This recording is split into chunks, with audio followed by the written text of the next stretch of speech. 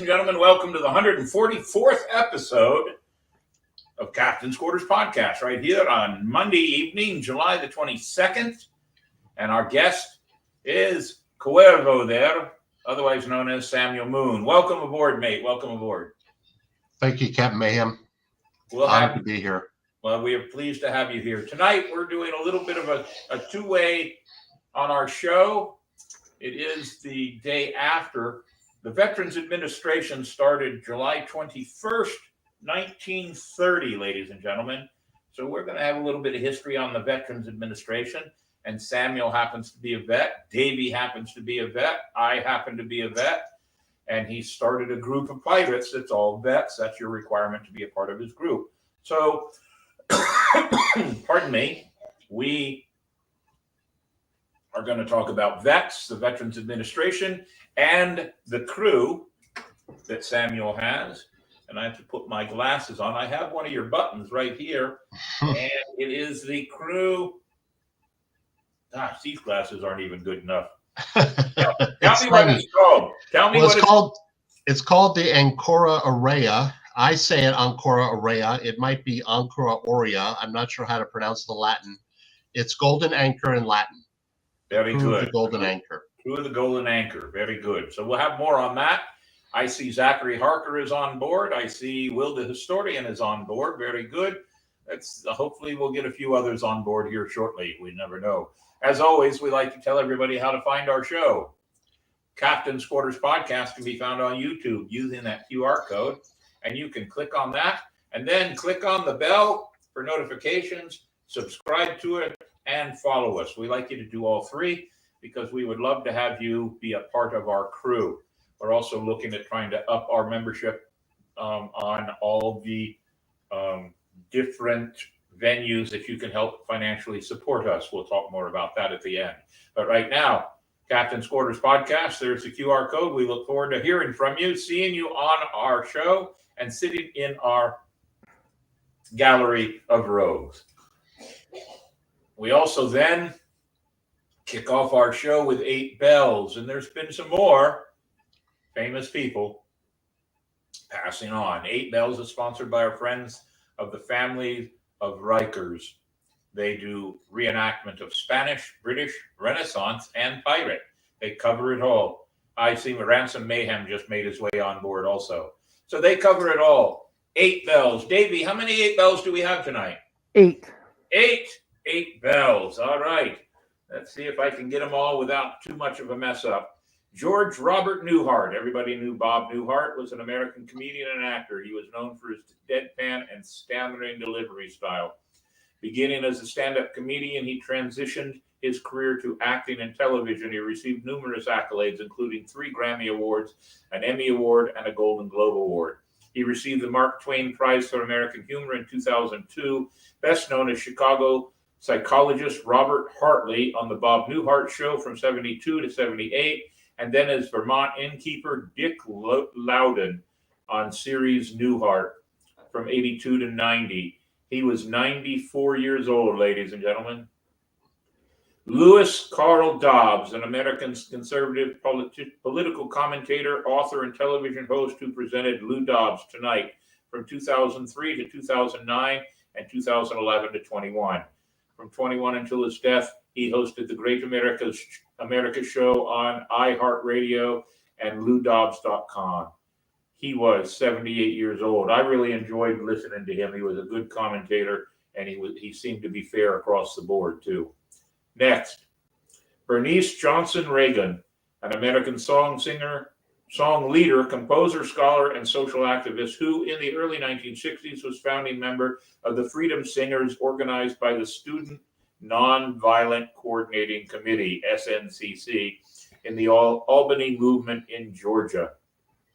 In 73, she founded the all-black female a cappella ensemble Sweet Honey in the Rock, based in Washington, D.C.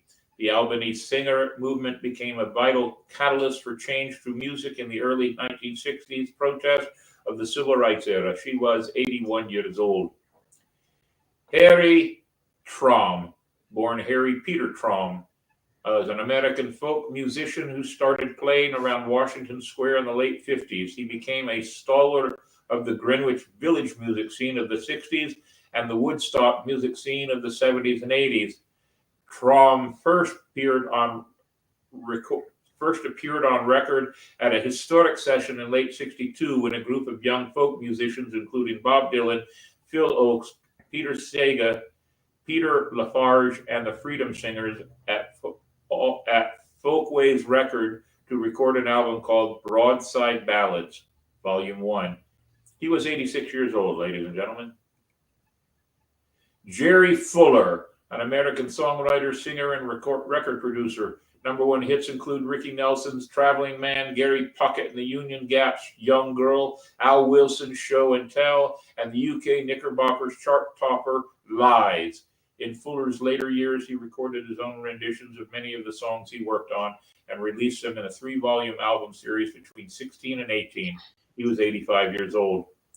Whitney Wilbert Rydbeck, an American actor. Rydbeck had a prolific career as a TV and film actor, appearing in over 50 television and motion picture titles.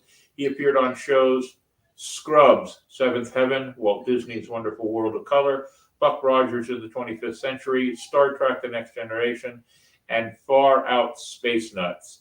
He was 79 years old. Evelyn Thomas, an American singer from Chicago, Illinois, best known for the high NRG dance hits, High Energy, Masquerade, Standing at the Crossroads, Reflections, and Weak Spot. Thomas recorded and performed disco, Eurobeat, R&B, and dance music songs in the late 80s. She was 70 years old. Peter S. Carmichael, an American historian at Gettysburg College who served as Robert C. Fleur's Professor of Civil War Studies and Director of the Civil War Institute of Gettysburg College. His research and teachings focused on the American Civil War, the American South, and public history. Carmichael was co-editor of the Civil War America series from the University of North Carolina Press, and he was 58 years old. And that, ladies and gentlemen, is 8 people that provided many, many facets of a world that helps us learn and do better in music and history and song. We give them 8 bells. We raise a toast. 8 bells to them. Thank you, Davey.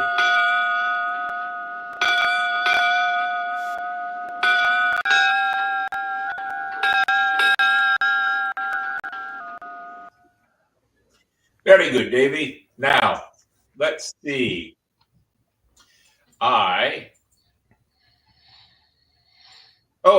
I know what it is. I don't have my script up, so I'm running through my memory here, and it is Joke of the Week with Minnie Mayhem, sponsored by our good friend out there in Utah, our cartoonist who draws up all of our stuff, and he will be more introduced along with Minnie Mayhem's Joke of the Week. Go ahead, Davey. Hi, mates. Minnie Mayhem here with Joke of the Week, sponsored by Salt City Comics. Why did the pirate take up yoga? Think about it, and I'll give you the answer at the end of the show. All right. So why? I don't want to even know. I'll wait until the end. I'll wait. So we'll see here. I am looking for Quote of the Week. Quote of the Week. That's right. And that is sponsored by who, Davey? Oh, Spyglass Travel. Spyglass Travel. And we like Spyglass Travel. They do so much for us, and they are good sponsors. And if you want a good walking tour of the oldest city in the nation, exercise, and history, call up our friends at Spyglass Travel. They sponsor Quote of the Week. Bring that in. What do we got? May we think of freedom not as the right to do as we please, but to do what is right. Peter Marshall. Is that Peter Marshall from Yes. Hollywood Squares? Yes. Wow. Very good. I just got a message from my good friend Alvin out in Louisiana, who owns the Louisiana Renaissance Festival, probably one of the top 6 festivals in the country. And we're making plans to have him on the show sometime in September or October. Very good. So let's see. National Day ofs. I'm getting it here. I'm pulling up the thing so I don't have to do it by memory. My memory is so squashed right now. So let's see here. Let's put this. Hold on, Davey. Let me move part of my screening around here. Oh, go away. I hate it when the computer tells me I can't do something and I know I want to do it anyway. All right, let's move that. It's something completely forgotten today. There we go. And so, first one, National Fragile X Awareness Day. Ladies and gentlemen, I had to read through this to see what it's all about, but it's about birth defects. And the Fragile Awareness, the Fragile X Awareness Day, those impacted by Fragile X syndrome. That is what today is all about. And it is more prominent in males over females. I did read that. And if you're interested, look up Fragile X Awareness. The next one is, and I don't know how to pronounce this word, so I'm going to just say National Peanut Fudge Day. Recognizes the creamy candy with an Italian name. If you like maple flavor, this nut-filled fudge is for you. Hands down, the best fudge out there to make. I guess Panouche is a good word. Very good. Next, it is National Mango Day, which just so happens I'm having mango and rum tonight. How about that? I'm putting in the cause. As the tropical fruit that provides delicious flavor and nutrition in one sweet bite. Join us as we share why sweet, fragrant, and juicy mangoes add an abundance of flavor to beverages and meals. I bet, Davey, you've never had a mango. Yes, I have. Oh, okay. Was it on a hamburger? No.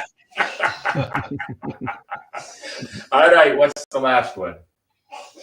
This one sounds like a day for all of us. National Hammock Day, where you encourage everyone to relax in the shade by creating a tranquil napping space, whether you set your hammock up under a tree or on your balcony.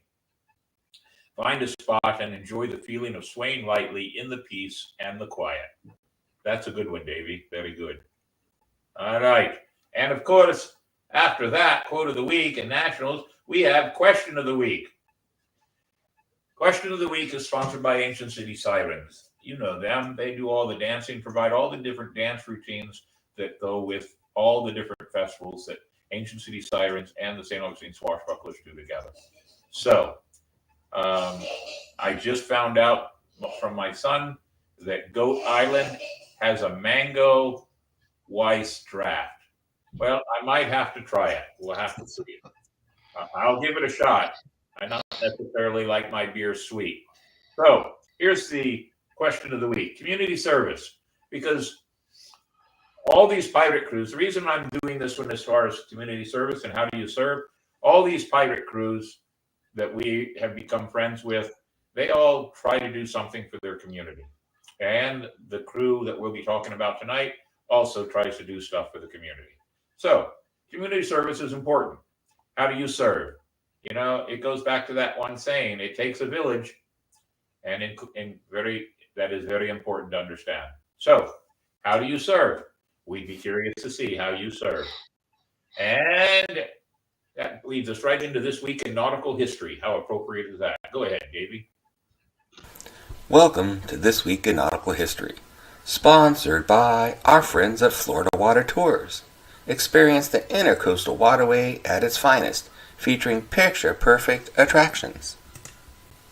We begin This Week in Nautical History in the year 1579. Francis Drake departs San Francisco to cross the Pacific Ocean. 1586.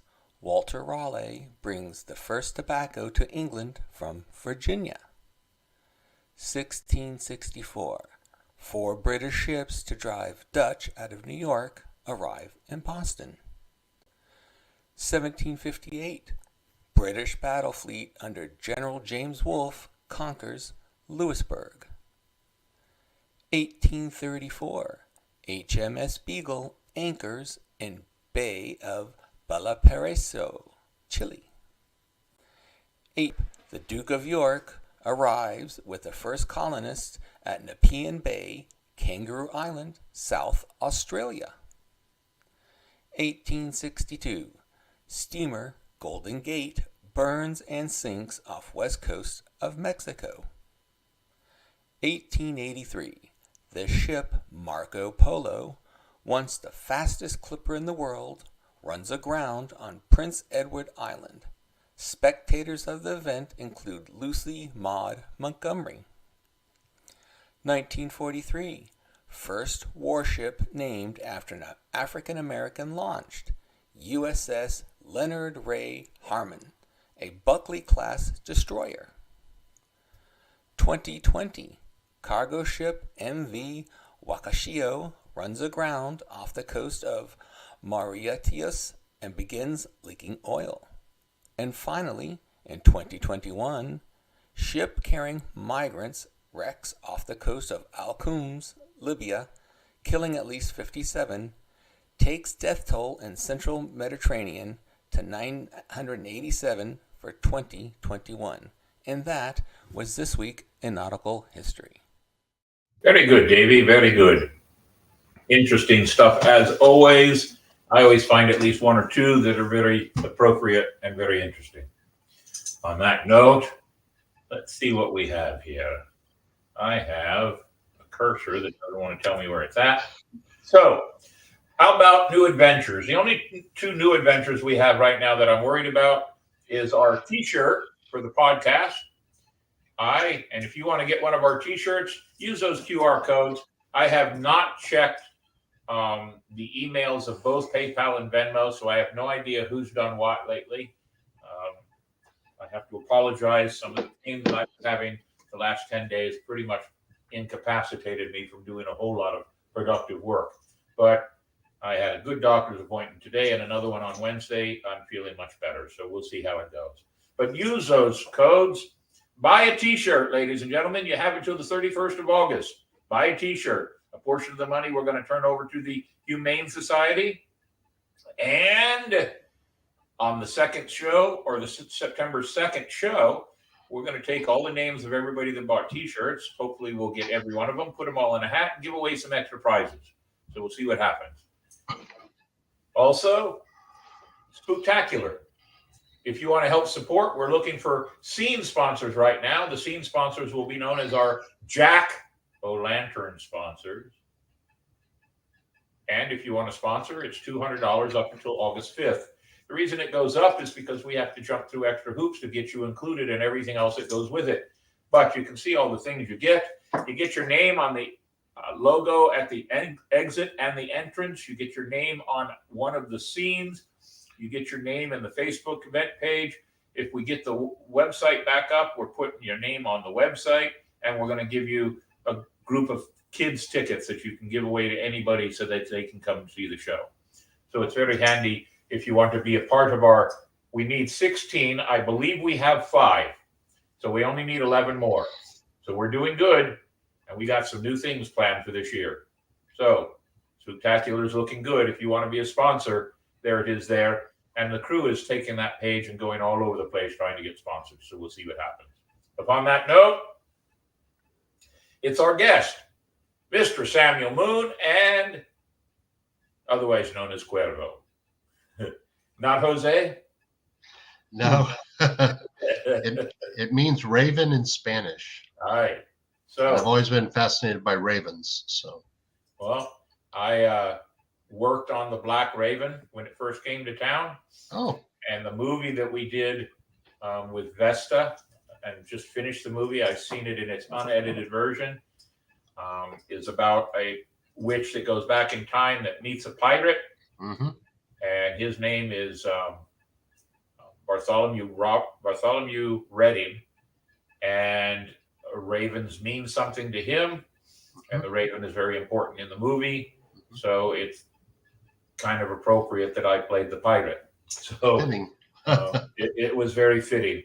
So so let's first start with the history of the VA, because you're a vet, I'm a vet, Davey's a vet, we're all vets, Right. which is very important. So Davey, did you find anything about the history of the VA? Yeah, well, There wasn't one thing that covered the whole thing. They kind of broke it down. The only one I could find was about the GI Bill when that Okay, came well, out we don't want to after worry World about War II. So we'll talk a little bit about it as we talk about what you've created. You have created a pirate crew that at first you thought was going to be just Floridians, but it's Yes, and a few Floridians. I only thought we'd have maybe 10 or 12 people, to be honest with you. That was an underestimation on my part, because now we have over 120 members nationwide, west, east, coast to coast, north to south. So it has exceeded all my expectations, really. Well, that's good. It is good, yes. And you're going to have to reestablish some of the ways you wanted to do things. Yes, yes. What I had in mind at the beginning is not where it's been leading. So let's do this. Let's ask, what did you have in mind at the beginning? When you first put all this together, what caused you to think this was a good idea, and what was your goal? Well, my goal was really, I figured that we would have an automatic cohesiveness, something you might have to build in other crews as people get to know each other. I thought with veterans, we already kind of have a cohesive bond because of our service. And so I thought that would be a jump start, if you will, to bringing that crew together in a good way. And I thought that would be very, very helpful to establishing kind of a reason for the crew to be together. And my idea was really veterans charities. I thought we would do something with service dogs, or maybe with the Fisher House, which is like the Ronald McDonald House, but it's for VA hospitals. I thought that was the goal. I thought that might be where we're going. I have come to realize that I've gotten quite a bit out of this crew just by being in it and by helping to start it. It's actually been very beneficial for me as a veteran to have other vets to kind of be able to talk to kind of be able to bounce things off of. They understand where I'm coming from. They understand my history because they've all lived the same history. And as for charity, we've probably fallen into a little bit of the normal Florida charities for pirate crews, a lot of things for kids. One of our gentlemen, his name's Doug Stewart. He was great. He had the East Coast crew that he ran, and he got us involved with an organization down in Palm Bay called SOAK, Society of Autistic Kids. So we did that event. We've done Surfers for Autism, which is, of course, for pirate crews show up there and, down Brevard County, in Flagler Beach, to help kids with autism. And so that seems to be where we tend to be going with our charitable efforts, is toward children's with autism. And we also helped out the Ancient City Sirens, because they're such an important part of the pirate life in Florida. We gave a little bit for them when they had their tragedy. And so that's where it's been. It was not what I expected it to be at all. The numbers and the purpose have just completely shifted since we started. We're 5 months old tonight, by the way. Oh, very good. Yes, So, our anniversary. Let me throw one thing in to give you the idea that your initial thought about the cohesiveness is, believe it or not, in my experience, having been a part of pirate crews now since 2008. So we're talking 12, 13, 14, 15 years, 12, 16, 17 years. Cohesiveness, there is something. I don't know if it's cohesive or not. And what I'm going to say, if anybody, we don't have much of an audience tonight, so it doesn't really matter. But if anybody goes back to listen to the show, what I'm about to say may literally piss some people off. And I'll be okay with it because it's true. Basically, it's this. It's not the cohesiveness that I notice. I have people in my crew. I've had the Swashbucklers since 2009. I had the Ancient City Sirens from 2007 to 2008, and I've been involved in other crews. The cohesiveness is not so. It's important, and it will make things easier. But the one thing that's really interesting to me, for the most part, it's not 100% true, but for the most part, drama within crews that have prior military members, the drama is a lot less, if existing at all. It's because, one, the military drums into you what it means about chain of command, and that's very important. And I'm by far not a real captain, and I have one or two pirates in my crew that were officers in the military, but they give me the respect accorded by the fact that I'm a leader of this group. So that chain of command is part of the cohesiveness. The idea that when a military person has a problem with another military person, they don't go to social media and whine about it. They go directly to the problem and they have it out. In my days in the military, sometimes that having it out was a fist fight. But at the end of the fist fight, you pick each other up, you brush each other off, and you go to the nearest place to get a beer. Everything is, it's not, and I'm trying to be real selective with my words because I don't want to be too insulting, but I truly believe that in the pirate community especially, there are a lot of vets in some of these other crews, and I get along with pirate crews, other pirates who are in other crews. I may not get along with the crew as a general whole, but some of the people inside the crew who are vets and know that having a conversation straightforward is much better. So you were pretty spot on with your original idea of why your crew would do well. And now look at it. You've got 120 members and you've got a whole. So another thing I'll share with you then, and anything I share with you, it's advice. It doesn't have to be taken in any way, shape, or form. But none of us can get away. None of our pirate crews can get away from doing children's charities. We just can't do it. It's there. But here's why I think that is. And I think your military members fall into this category. For the most part, almost every military member has some semblance, and not every, but some have some semblance of how religion is in their life. Where military people are spiritual.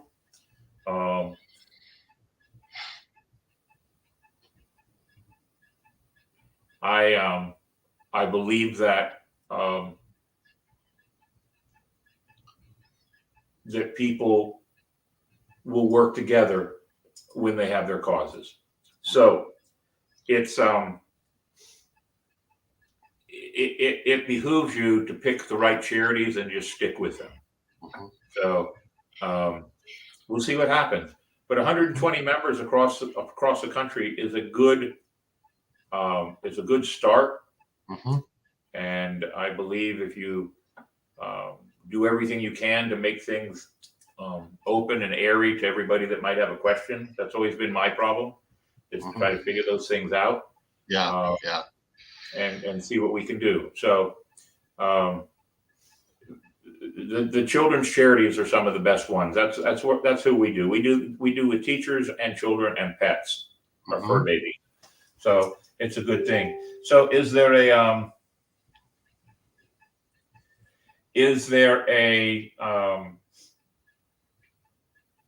I have somebody that keeps sending me a message here.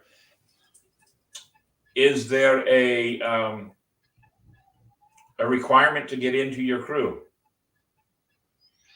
Other than the fact that they have to be veterans, that is the main requirement.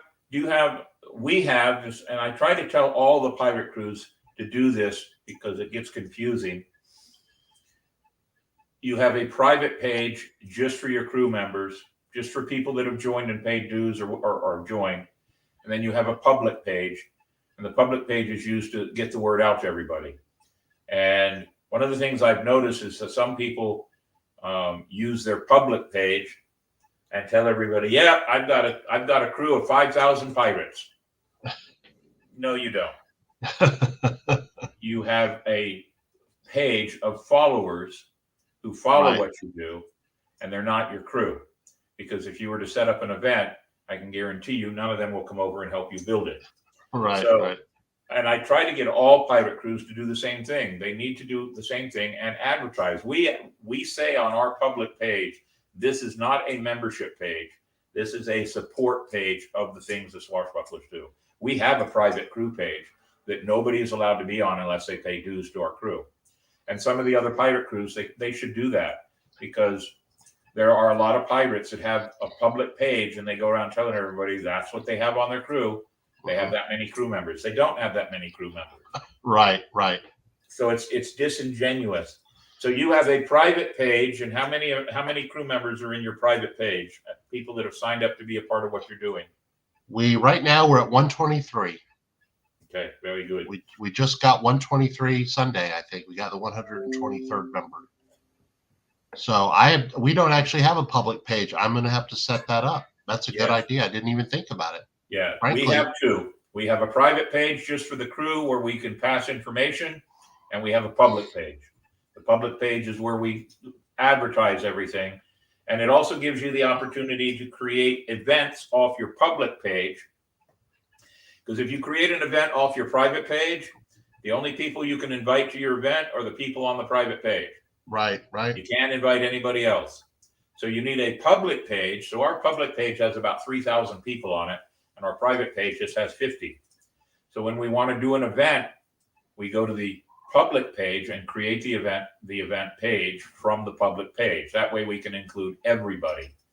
It's a good idea. Yeah, and Facebook is really strange. It's taken me many, many years to figure this all out. I see that Douglas Stewart says that Surfers for Autism is being moved to Jacksonville Beach. And that is the gentleman, if it is Doug, I think it is him. That is the gentleman that did so much for us on the East Coast. We have different chapters that we've set up, and he was the East Coast of Florida, basically from Brevard County up to Jacksonville. Very good. Okay. So what are some of your plans for the future of this? Well, right now it's like I said, it's 5 months. It's hard to believe it's only 5 months that we've been around, but we want to continue to grow, obviously, because the more people we have, the more we can do. We are getting we do t-shirt orders and things like that to try to raise money, and I'm hoping that we can get more involved with the Surfers for Autism and things like that, those organizations and those charities. Well, I know Surfers for Autism has events all along the coastline of Florida. Yes. Not just here, not just Flagler. I know in Miami, I know in Tampa, I know over in Panama City, I know over in Pensacola. There are Surfers for Autism events all over the state. There's not just one. Just like there's not just one pirate crew. Right. And I think I see Chad. What's that? I saw that Chad Cook came on here. Chad, of course, PQAR. He does a big one in I think Flagler is his, but there's also Coco, and so we're going to try to get more people out there, more help for them at those events, because they're great events. They do a good job. They are. They're great for the kids. Any event that's working for the kids. That's why we do Inc. and help me out, Davey. What's another one we do? Inc. and we do Alias Acres for the animals. The Humane Society, don't you do something with the Humane Society also? I just got a message back this past week. We've worked hand in hand with the fire department cadet program, and so that's helping us out for the for Spooktacular also. Oh, that's great. So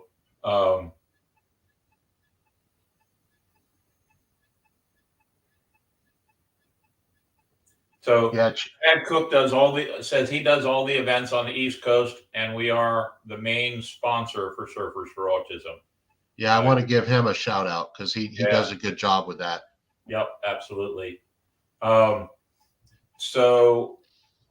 like I said, there are probably 12 Surfer for Autism events every year in the state of Florida, at least 12.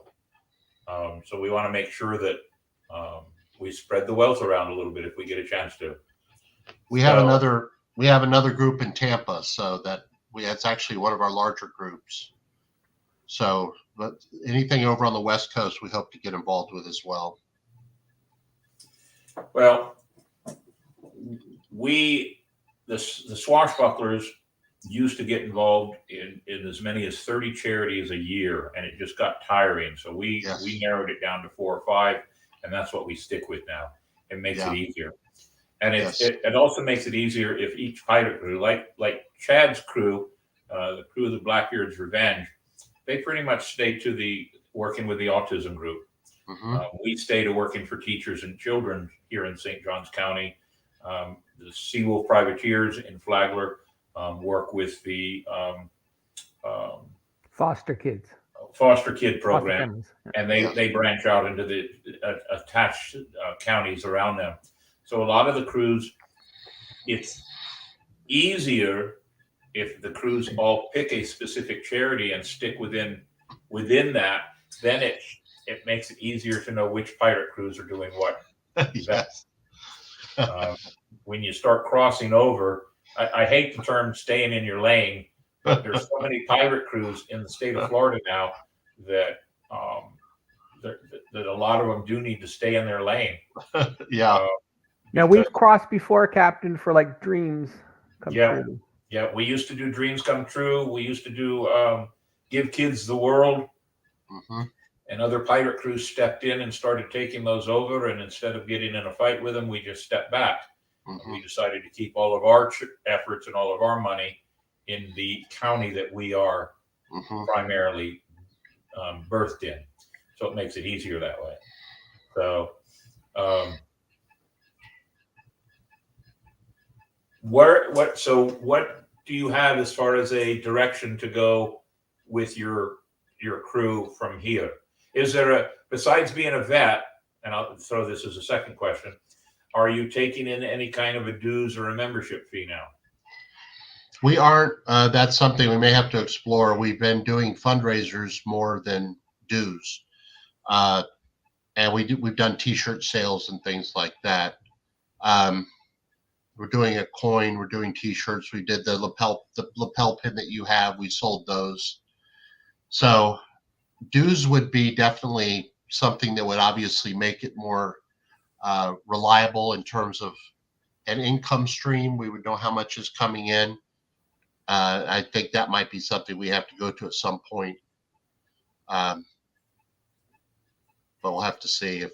And are you registered as a 501 or registered as an LLC? How are you set up so far? We haven't done that yet. My wife's an attorney. She has all the paperwork for us to be. First, we have to register with the IRS to get our number, which we did, and then we are going to register with the state of Florida as a nonprofit, and then we can go either 501 or LLC, either way in that direction. So I'm not sure which way we're going to go first. I'd prefer to do 501(c) because I know about it, or 501(c)(3) because I know about them and I've set them up before. But I don't know yet. We're going to have to decide, see what the crew wants to do. So, well, it's important to have that. I have run the St. Augustine Swashbucklers. We tried to run it as a 501 and it failed, and so I rebuilt it as an LLC. It's protected more. Yeah, I think it still does charity. It basically means that all the money that comes into the crew has to turn around and go back out of the crew for one of two things: expenses or charity. And at the end of the year, that means everything's gone. There's nothing, nobody makes any money on. Right. So that might be the direction we'll have to go. Yeah, it's important, and there are some crews that haven't done that yet themselves, and they need to. Yeah. Only if for no other reason other than it gives a crew, it gives any organization a certain amount of legitimacy. Right. That they have paperwork, they're paying their dues to the state or to whoever they're registered through, and it's important. And it's going to be very important for you because you're stretching out not just through Florida, but all across the country. Yes. And it's all veterans. So Yes. that's going to be very important. So, yeah, we have 6 different groups we set up, 6 different little crews or ships because we have so many people. We have a group in Colorado. We have a group now in Pennsylvania. It's our newest one. It's like Northeast, West Virginia, Maryland, Ohio, and Pennsylvania. Group in Georgia, North Carolina, South Carolina, a Texas, Louisiana contingent that's very large, and then the 2 on Florida, one on the East Coast, one on the West Coast. So it's been a lot of adjustments because I just never expected it. you need to put together a line chart to show everybody everything and advertise that also, so everybody has. I have found over the last couple of years that trying to be as clear and concise as you can about everything helps when Yes. some people have issues. And then if they still have issues, there's not much else you can do about it. Right, So, right.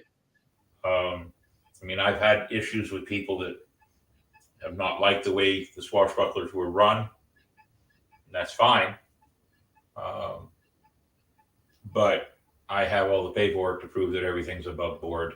And that's Right. very important, especially when we have pirate crews out there and Ren crews or Ren fairs that, you know, people don't necessarily, their heart is in the right place, but sometimes the temptations are a little stronger than they should be. And people sway or stray in other directions. And then you're not doing, it's one of the other reasons we stopped doing so many charities. It was getting to be too much work. We were doing 30 events a year. Wow. That's just a lot of work. So do you have how do you solicit for members to this? Do you, It's been with the Facebook group, word of mouth, and just a couple of people that are really, there's a young lady, not a young lady, I don't know if you know Coda. She's in Tampa. Jada is her name. Yeah. She has been going crazy with getting people in the group. And Robert Sears is one that's in Jacksonville. That's been another one. We just grown, really honestly not done a lot of recruiting. I haven't done a lot, but it's people have in the crew have done a lot of recruiting and just have been, as I said, bringing in over 120 in 5 months. So it's been remarkable. And I, just completely, like I said, unexpected. We're trying to build a website right now. We do have a website, but it's not been built yet. And we're hoping with that. And now the public page, I hope will help as well. I didn't even think about doing one, but I'm going to set one up tonight and see if we get any, might be some people that are attracted to that in that way. and the public page gives you the opportunity to just let everybody else know what you're doing. Right. And talking about it. So you find yourself doing twice as much work at times because you have Right. a public page and a private page. Right. But the private page serves a good purpose just to talk to our crew when we have a decision to make. Right. Public page, we don't talk about anything crew related on the public page other than the dates and times of events that we're part of or that we're hosting or doing, Right. and making it easier that way. So the public page serves a purpose, and then you can put up to 5,000 people on it. I think actually, if you do it right, there's no limit if you do it as an entertainment page. But I'll double check it, or if you double check. See, my personal page has a limit of 5,000 people on it. The crew page, the public page, has no limit. Okay. But I still, it's not easy to. We're at about 3,000 or 4,000, 3,000, I think, give or take. Once you get up to that high, it gets harder and harder to put more people on it because now you're stretching your tentacles out as far as you can reach. And some Right. people will look at it and go, well, I don't care about them, and they'll ignore it. So Right. um, I have like kind of stalked people a little bit on some of the bigger pirate groups that, are exist in Facebook that are out there. If I happen to see someone post something about something in the military or a picture of them in the military, or they talk about the military, I will kind of like send them a little message and say, did you know that there's a pirate crew for vets that's out there? So that's another way. We've gotten quite a few people that way as well. So I think a public group would be great because then you're cutting out the middleman and they can just come onto the public page and see what we're doing if they want to join. absolutely, So, absolutely. It is well worth it. It's a good thing. So what's your next? Do you have something in the works anytime this summer? we have the one thing that we're going to be supporting hopefully is the pub crawl that's down in Cocoa. That's for homeless vets that Meta Hatters put on. We're trying to get as many of us down there as possible for that.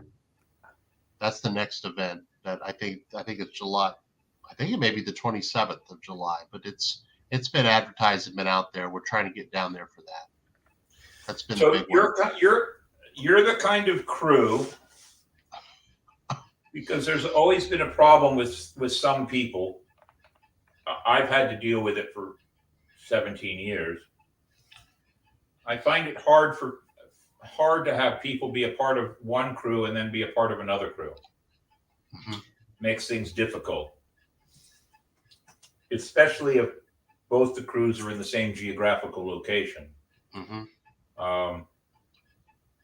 But you do not have a rule. You don't have a rule in any way, shape, or form that if they become members of your crew, they're only becoming members of something that's a geographical large crew in many locations.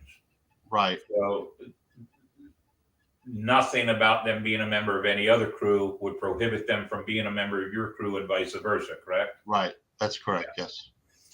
That's important to get out there. Mm-hmm. I have people that are part of my crew, but they're part of another crew because they live in other areas, and we're okay with that because the idea is that you're not going to have a whole lot of conflict of interest. But if you start having two crews in the same city, the conflict of interest becomes great. Mm-hmm. So you're building a crew that's much like the Order of Leviathan, members from all over the country, and they're by virtue of the fact that they're veterans, they get to be a part of what you're doing, which is not unlike also, believe it or not, the Leviathan crew, which is a Facebook crew that's all over the country also. Mm-hmm. And they would recruit people from everybody's crews, and it's a hard line to argue with anybody about. Do you want people that are members of more than one crew? Is that beneficial to the crews that they're members of? Does it cause any hard feelings in the long run? But you have to be really careful, because in some cases, when you have two crews in the same area, they become competition for each other. Mm-hmm. And that competition then creates animosity. Mm-hmm. It's been tough. I've had to deal with it for 17 years. I have several pirates in the area that I probably would never. You can forgive people, but you don't have to hang out with them anymore. And there are people that will do what they can to cause that kind of problem. But I see your crew is not any kind of a threat to any other crews, because I believe you're just recruiting veterans only from all over. And if they're a member of your crew, it doesn't mean they can't be a member of somebody else's crew, a more solidified crew. All right? Right. Yeah. Yes, that's right. And the kind of work there's another crew. out of Georgia who kind of did the same thing but kept it all secret, and recruited several people out of my crew for his crew. And I didn't necessarily have a problem with it unless it causes any kind of a conflict of interest. So you have to weigh it. We're volunteer groups. Here's the part that almost nobody gets. It's like freedom of speech. Nobody, especially the people you watch on TV, they do not understand what freedom of speech really is. Freedom of speech, broken down into its basic term, means that you can say anything in the world you want about the government. The government cannot come back and take you out for it. That's all freedom of speech means. If I want to say something ugly about somebody else, there are consequences. Doesn't mean I can say something unless I'm willing to take the consequences. But the freedom of speech just is against your government. That's all it is. And I love it when I hear people on TV go, well, I was just exercising my freedom of speech on this private property. Why am I being arrested? The two things in your statement tell you why you're being arrested. One, you don't understand freedom of speech, and two, you're on private property. It's the same thing with pirate crews. As long as the intentions and the captains talk to each other, and there's a realization that I don't want anybody in my crew that's going to be a conflict with anybody in somebody else's crew, then we're fine. But because we're volunteers, none of us, even as an LLC, the only one that the LLC that I run this thing under can dictate to is me. I can't tell any of the other crew specifically, you will do this or else, because it's a volunteer status. It's a volunteer status for everybody, whether they pay dues or not. So you can't tell people what they can and can't do. So by that same, on the other side of the coin, and it took me a long time to learn this, you can't be mad at people for what they say and do either. And it's taken me a long time to figure that out. I used to fight with just about every pirate in the galaxy, and I've decided it's not worth it all the time. It's better to just let people understand we're volunteers. Right. You can't force volunteers to do anything. Now, in some cases where I have an event and I tell somebody, if you come and work the event, I'll make sure that your food and your gas are taken care of, then there's an expectation that you're going to do something for me because I'm going to do something for you. Right. But otherwise, we all have to be careful, because if we were to not allow anybody to be a member of anybody else's group, everybody that wears that banner on their shirt, on their sleeve that says they're a member of the Leviathan, that would mean that 80% of every pirate crew in this entire state would have to give up some of their members because of the dual membership issue that it causes. So, but you've only started it 5 months ago.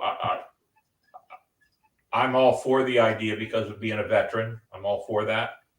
I'm all for whatever your causes might be. You'll have to let us know what your causes are, and when you're actually doing events, and being a part of the pirate community as a whole. Are you, Samuel? Are you doing that that one in Cocoa Beach this Saturday? Is that you guys doing that event? Yeah, we're going to try to get as many people down there as we correct? can. Yes, the homeless, the pump. Then I advertise it for you on our podcast. Oh, okay. There you go. Now, who set that up? Do you know? It's the Mad Hatter. You know, the Mad Hatter. He does a lot of events down there, and that's one that he does specifically as for the homeless vets that he does. Well, very good. Yes, Gary Haas. I've seen him do a whole lot of different events. So, yeah. He's really big on. I don't even know how many events he does a day or a year. I don't a lot. Yeah. But he invites pirates from everywhere to be a part of it. So if I wasn't working on the 27th, that's the biggest problem for me. I have museum duty to do all the time. Right. It's hard for me to go out and do some of these events. So we'll see what happens. So am I a member of your crew? If you'd like to be a member of our crew, we would love to have you. You didn't And join. And Davey. Yeah, both Davey and I are vets, so you can Yeah, tell us what we need to do to get put into your private page. I will gladly. We'll add to it, because I like to be in the know on what all the different pirate crews are doing, because I like to be able to support everybody I can. When I can go to their events, I like to go ahead and do that. Example might be that I might actually have an opportunity to go to Cedar Key this year. Oh, Maybe. that's nice. Yeah, I remember you were talking about that when we came for the museum Yep. tour. So I might go to Cedar Key. I haven't decided yet, but I might go to Cedar Key. We'll That's see. what I'd like to go to. Yeah. It's one of those weekends that it might be a nice free weekend for me, and maybe I don't want to be. That's the other thing. I'm a pirate 24/7. There are some Right. times where I just don't want to be a pirate for the day. I really don't. So we'll see. I might go. I might not. And if I go, I may only go for the day. So we'll see. It just depends on how things go. I can't always go and attend all these events. One of the bigger events we go to now is Panama City Beach. We go to their event. That's in October. That's actually, believe it or not, what is that holiday in October? It's a military kind of holiday. Not Veterans Day, Memorial Day, not Memorial Day. Oh, it's Columbus Day. Never mind. Pseudo military. Yeah. Columbus Day weekend, they do a pirate festival in Panama City Beach. It's pretty good actually, and this will be my and my crew. Yeah, Columbus weekend. My and my crew, believe it or not, this will be our 10th or 11th year doing it. Wow. So it is better than Tybee Island, I believe now. It's grown better than Tybee Island for sure. Wow.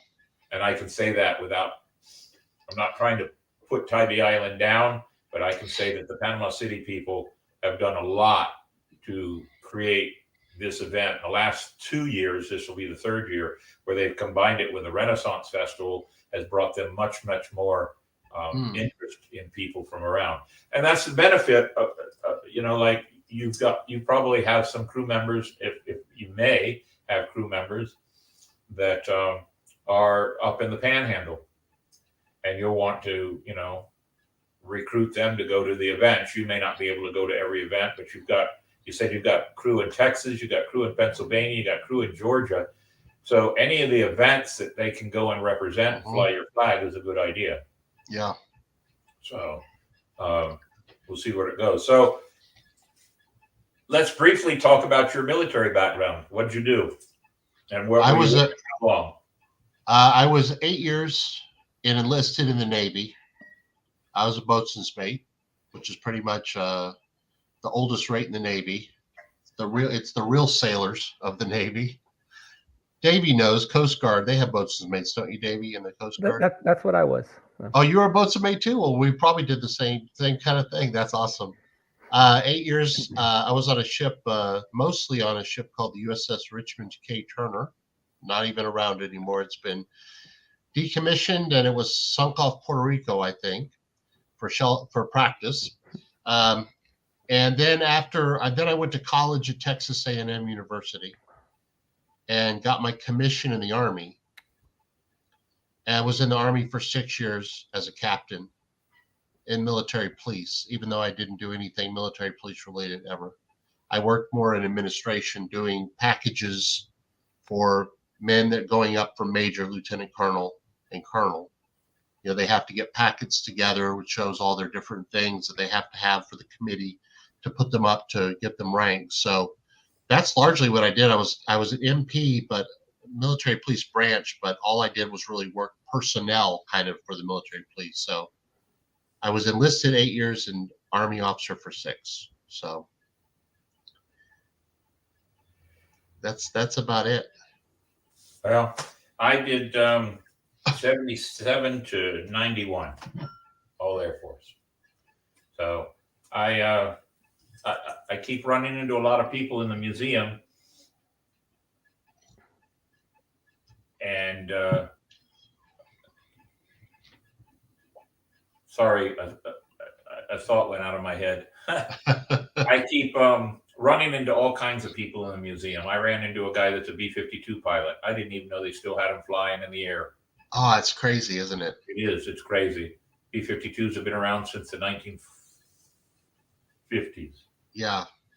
So it was crazy. And I stood in the gift shop of the Pirate Museum for 20 minutes having a conversation. We've had people come in that are wearing hats and they're World War II vets.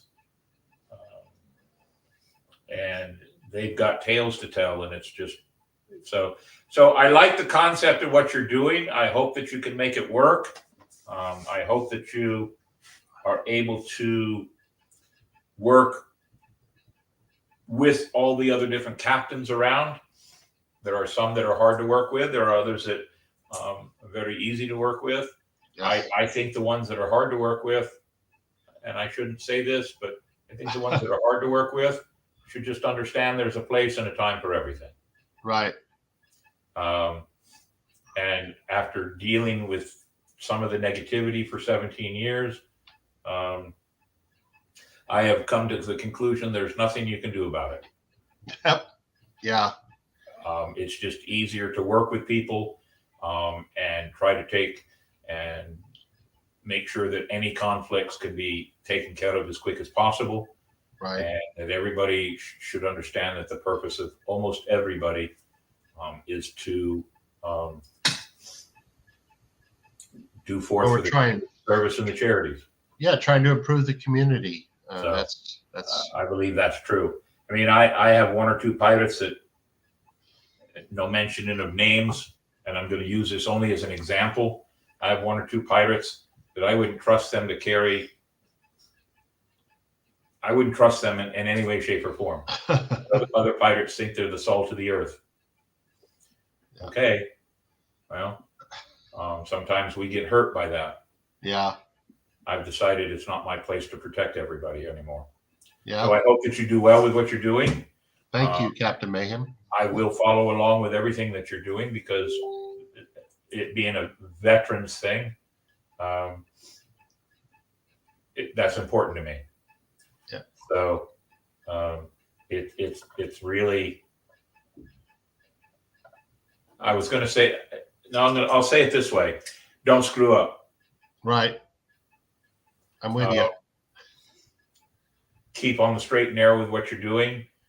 Make sure that you're above board with everything you're doing.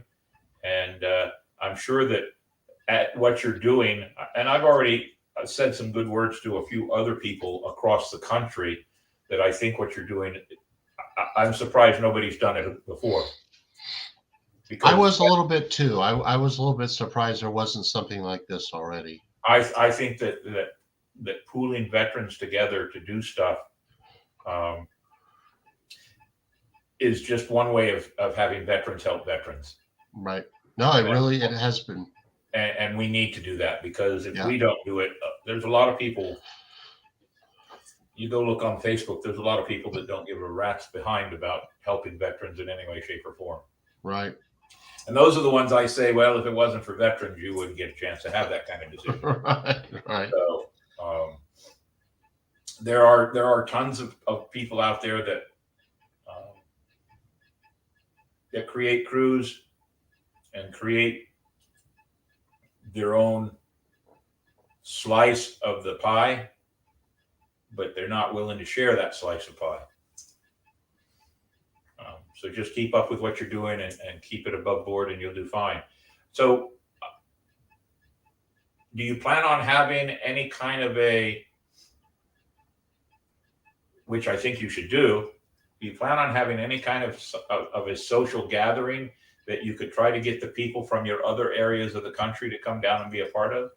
Yes, actually, I don't know if you know Jim Birch.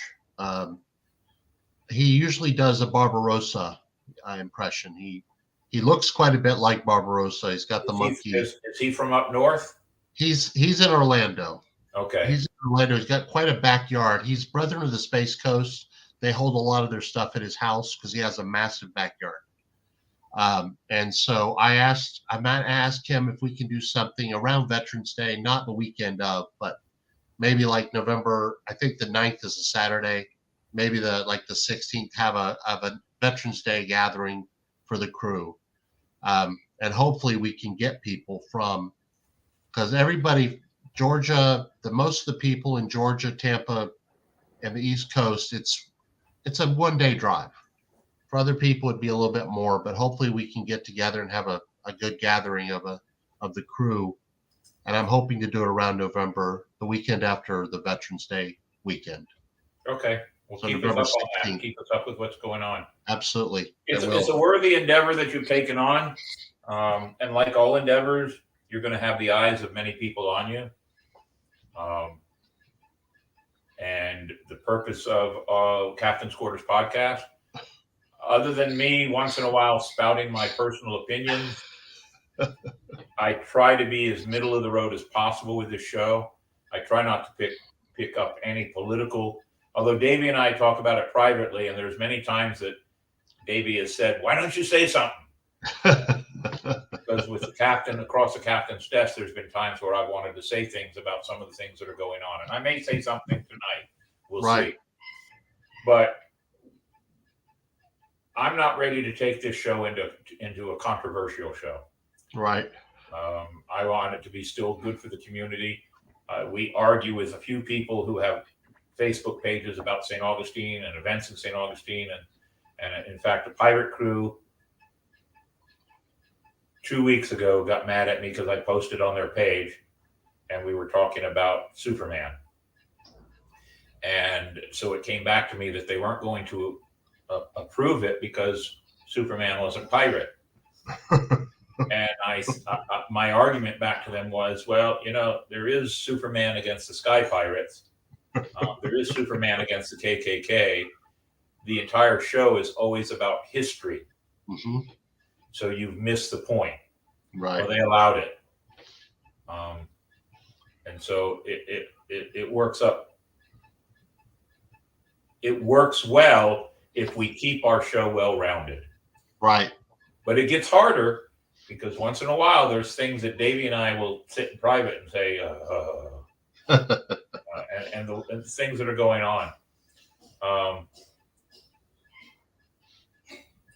Possible setup information tent on your crew at different pirate events. Ransom, we've thought about that for the Pirate Festival here in St. Augustine, is to allow crews to do that. The problem is with that, I'm okay if they want to have an information booth, but I'm not okay if they want to recruit. I think recruiting pirates for your crew at other pirate events, I think crosses the line. I don't have a problem if you want to brag about the money you give, the charities you work for, everything you do. And if somebody's really interested, let them contact you outside of our event or outside of another Pirates event. But I believe it's the same philosophy I have with this. I've been hired by entertainment companies to go do magic shows. And I'm doing a magic show at a corporate event. A corporate person comes up to me and goes, "Hey, you're really great. Can I have one of your cards?" My answer to them always has been, for 50 years, has always been, "No, you can't have one of my cards. I was hired by this company through your company to do it. If you want me back, you have to go through them. It is unprofessional for me to give my card out at somebody else's event." So I have the same philosophy about pirate crews. It is unprofessional for pirates to go and recruit other pirates at somebody else's event, especially if you're doing it all out in the open and broad daylight in front of everybody. We're pirates. We can kind of do things in secrecy, but don't make it an absolute obvious move on your part. I just believe that it's not proper. I don't go to Panama City and ask other pirates in Panama City to come and be part of our crew. I don't I don't like other pirates to come in. Here's one other thing too, since we're talking about things I don't like pirates that come to my event and just walk in and tell everybody at the ticket gate, hey, we're friends with Captain Mayhem. We get in for free. If you're friends with Captain Mayhem, you know you don't get in for free. Because all of our events are for charity. Pay up. Yep. I've had a couple of pirates, 2 in particular, in the order that have done that. And we just don't agree with those kind of things. There's a certain amount of professionalism that we must exhibit to everybody. And as long as you continue to do this for your crew, which is a new crew, and that's probably part of the reason we decided to have this conversation and have you on the show. I'm interested in what you're doing. I think it's a good thing, veterans especially. And I hope that you've been open to the idea of our conversation. Yes. We had a great conversation last Saturday when you took one of my tours, and we had a lot of fun afterwards. And so it's just very important that people understand that being above board is a good idea. It really,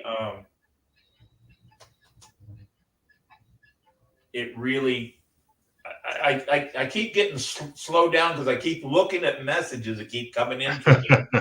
I should turn them off so I don't get slowed down. But I just think you've got a good idea going on here, and I hope that you can turn it into something that will really be powerful. And bringing veterans together, it can be very powerful. Yes. Because veterans, it's one of the reasons why many politicians try to stroke the egos of veterans is because they want their vote. And I think veterans doing stuff for veterans and doing stuff for their community is very important. Yeah. So I'm all for what you're doing. Thank you. How it goes along the line. You know, as they always say, the proof is in the pudding. And we, you know, I'd like to, we give you support by having you on the show. Yes. And we know that you want to support a couple of other things that are coming up for us. So it's a good, for lack of a better word, it's a good tit for tat. It's a good parlay. That's how pirates do it. It's a parlay. We make an agreement to work together in some way, shape, or form. Yeah. As long as the accord is abided by, everybody's happy. Yep. And that's, you know, that's American and pirate history right there. An agreement is made, state of the agreement.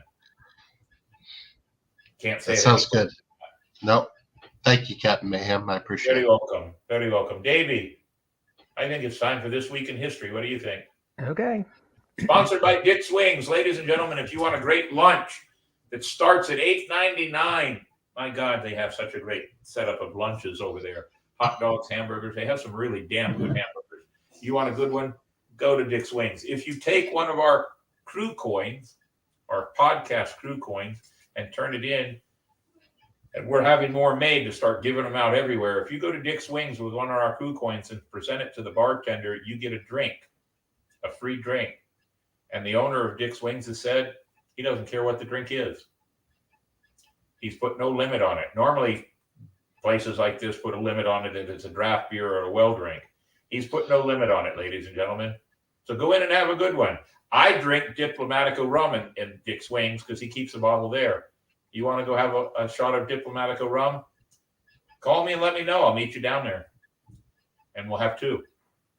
So keep those coins handy. We'll have them up and we'll be passing them out everywhere we go now. As soon as I get some more printed up and sent to us. On that note, Davey, go ahead with This Week in History. Welcome to This Week in History, sponsored by our good friends at Dick's Wings Bar and Grill.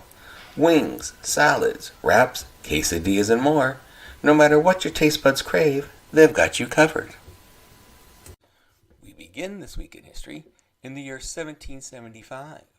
U.S. Continental Congress creates United States Post Office in Philadelphia under Benjamin Franklin. 1828. First theatrical performance of Mary Shelley's novel Frankenstein as Presumption or The Fate of Frankenstein by Richard Brinsley Peake, starring Thomas Potter Cook at Covent Garden. 1829. William Austin Burt Patents, America's first typographer, 1864, Battle of Atlanta. General Sherman's Union side defeats Confederate troops under General Hood with 8,449 Confederate and 3,641 U.S. casualties.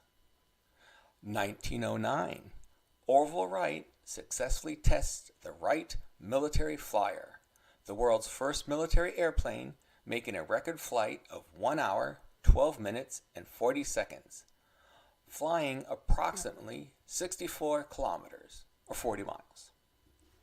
1911, American explorer Hiram Bingham rediscovers Machu Picchu, the lost city of the Incas. 1934, outside Chicago's Biograph Theater, Public Enemy Number 1, John Dillinger, is mortally wounded by FBI agents. 1941, FDR banned selling benzene gasoline to Japan. 1959, Ed Wood's cult classic Planet Nine from Outer Space, called one of the worst film ever, premieres. 1943, U.S. forces led by General George S. Patton liberate Palermo, Sicily. 1946, Dean Martin and Jerry Lewis stage their first show as a comedy team at the 500 Club in Atlantic City, New Jersey. 1951, Walt Disney releases animated music film Alice in Wonderland, featuring Catherine Beaumont, J. Pat O'Malley, Ed Wynn, and Sterling Holloway, and songs by Sammy Fain and Bob Hillard. 1951, U.S. Vice President Richard Nixon argues with Soviet leader Nikita Khrushchev in Moscow, known as the Kitchen Debate.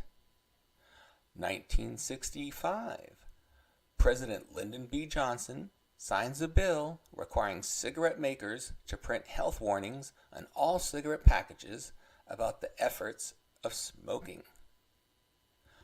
And finally, 1990, U.S. President George H.W. Bush signs Americans with Disabilities Act. And that was This Week in History. Very good, Davey. Very good. We have done well tonight. We've had a good show. We've talked over some good things. We have a good crew coming in. There are many good crews here in this part of the world. The state's full of them. So we want everybody to be able to work together. Yeah. Normally we do after This Week in History, Captain's Desk or the mail call. I didn't really write much for Captain's Desk today. I'm just going to do this ad lib real quick. Ladies and gentlemen,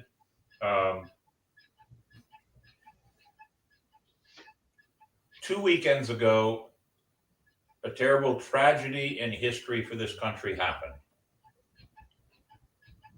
I don't want to be very political, but I do want to say this.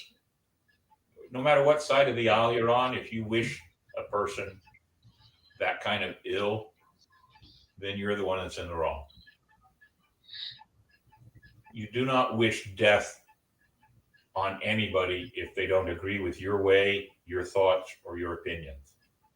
And that's become the norm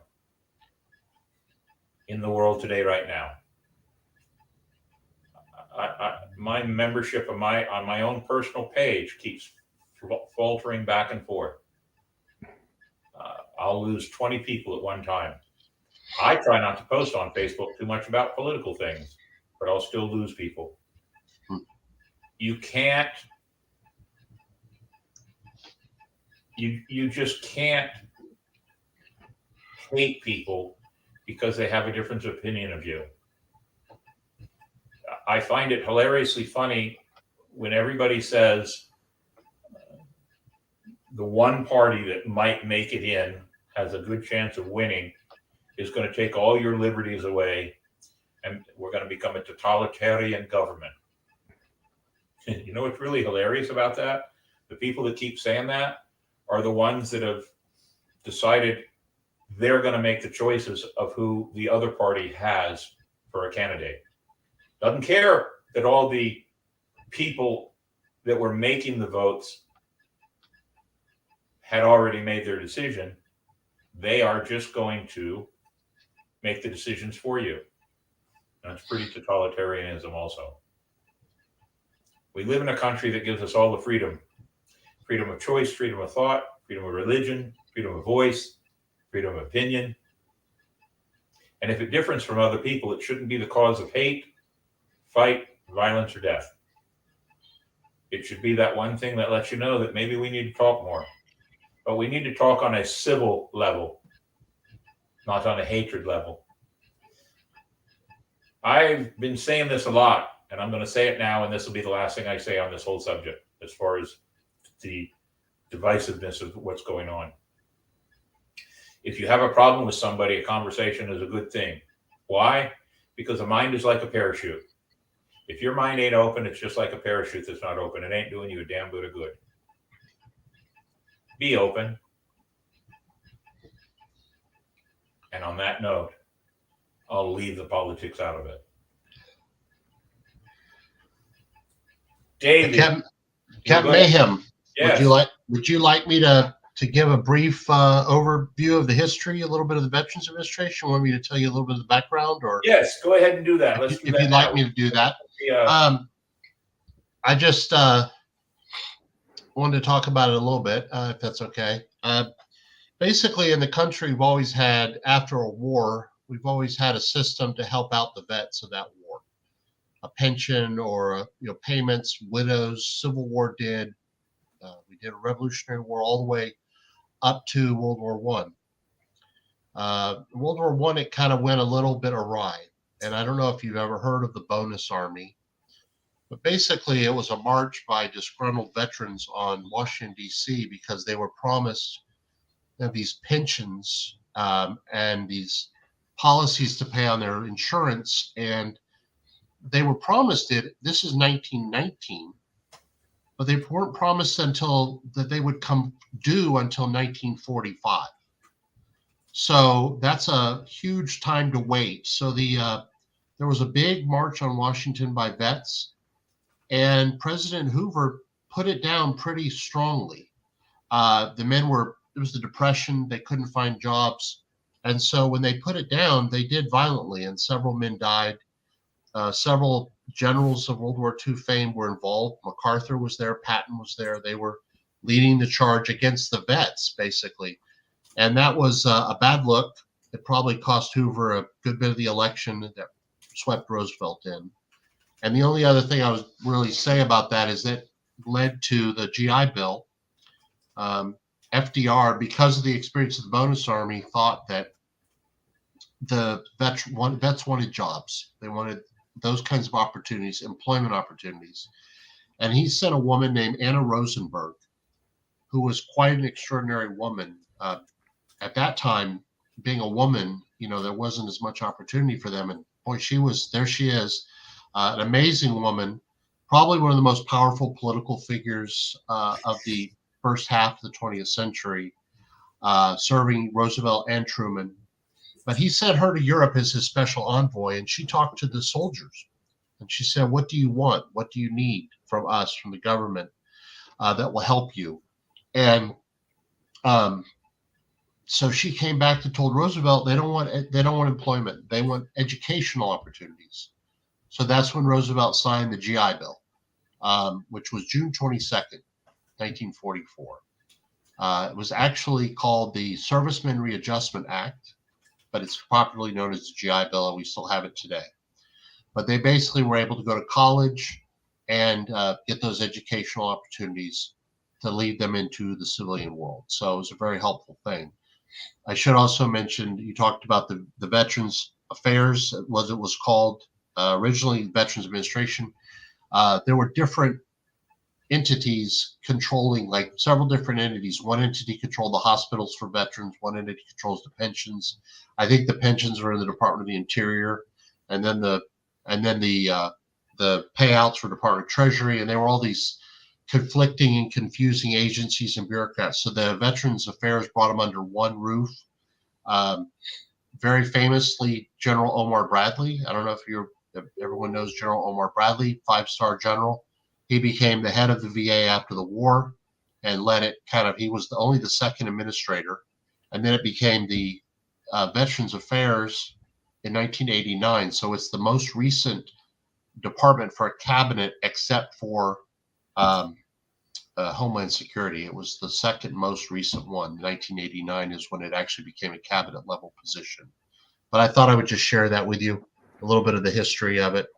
Oh, and incidentally, Anna Rosenberg also helped desegregate the Army under Truman. So she was quite a remarkable person that history doesn't really remember anymore.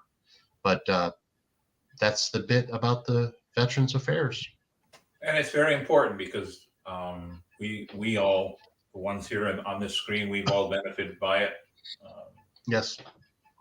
And I continue to abide by it. So we'll see how it goes. Yes. The veterans and doing for the veterans. I remember. I think I'm older than you are by about 8 or 9 years. So I remember the Vietnam War, and I remember my father coming back, and I remember certain aspects of my dad's life off base where veterans weren't treated very well. Mm. I remember that. That was my childhood. Mm-hmm. I didn't understand it at the time as a child who's going to, we're talking about my 2nd, 3rd, 4th, 5th, 6th grade into the 7th grade. I'm still making opinions about the world at that age. And my father, from the time I was in the 1st grade to the time I was in the 7th grade, my father did 5 tours to the Vietnam War. Wow. So I understood certain things, and I understand the plight of military people, and constantly sending people over to wars that we don't need to be involved in. The Veterans Administration here in St. Augustine, I give them 100%. They are wonderful people over there. Anytime I've had a question, they will step in and help out. They will try to answer, and I'll still walk away not knowing a damn thing because technology. They're trying to put everything with the veterans and technology, also cell phones and everything else, and it's tough. It really is. But the veterans are a very strong part of our society, and people need to realize that. It's very important. Davey. Mm-hmm. We've done just about everything else, except it's time for the reveal from Mini Mayhem. And No, we didn't do guest on deck. Oh, we didn't. Do you have something? Yes, I do. Good. Then show it off. That's what.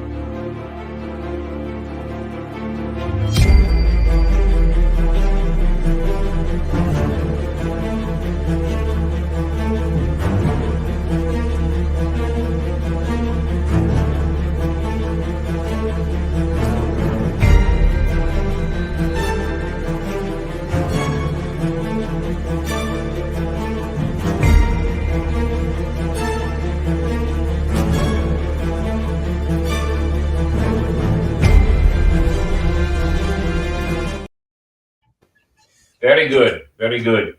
Davey, let's do joke of the week, the reveal. I'm so curious now.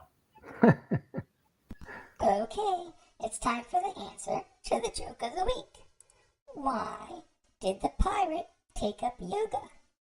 The answer is to improve his booty strength. Oh, God. See, now, look, Samuel's laughing. He's taking place of Mandy for me. He's laughing at it.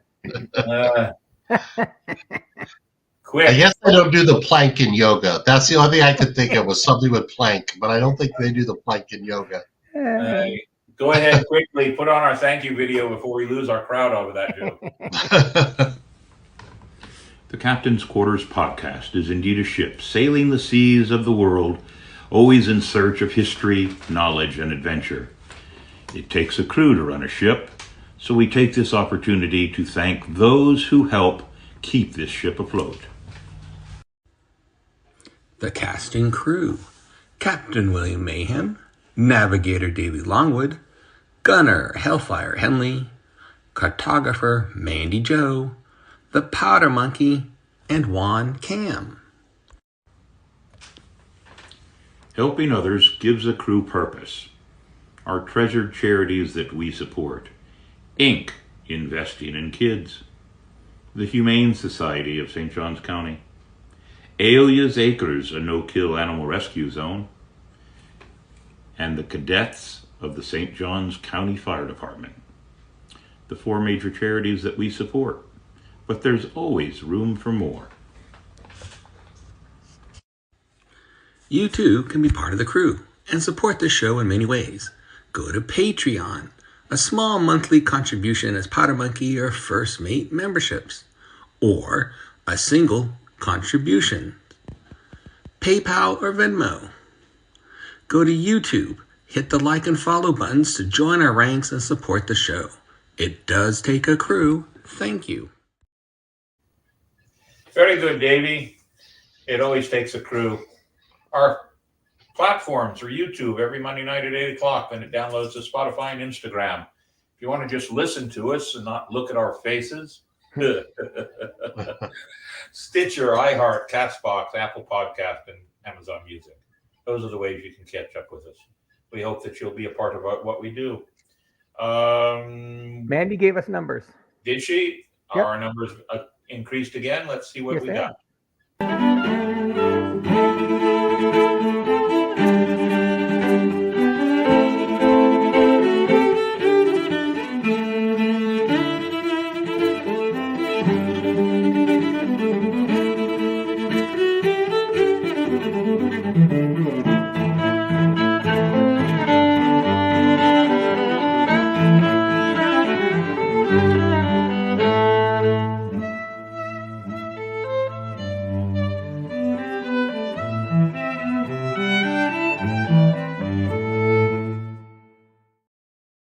Only 21 from 1,600.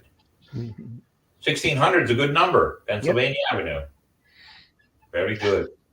Davey, we've done a good show tonight. Final words to you there, Cuervo. Any last words?